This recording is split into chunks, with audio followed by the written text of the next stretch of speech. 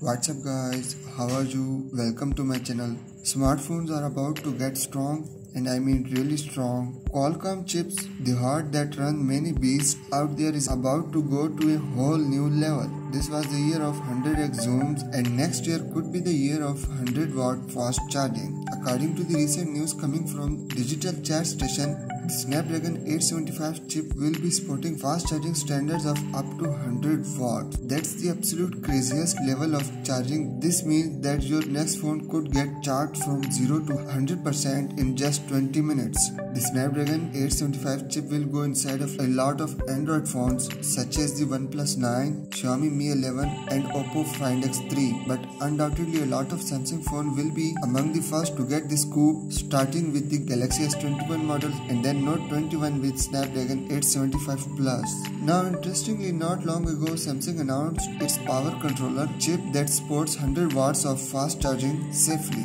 Of course, it was a different time for the hardware, but now seems like the chip is supporting this new fast charging standard, which means that a lot of brands could bring 100 watts of fast charging to their flagship phones. Companies like Xiaomi already working on it. I'm sure Oppo will do something crazy as well. They have currently the fastest fast charging standard of 65 watts.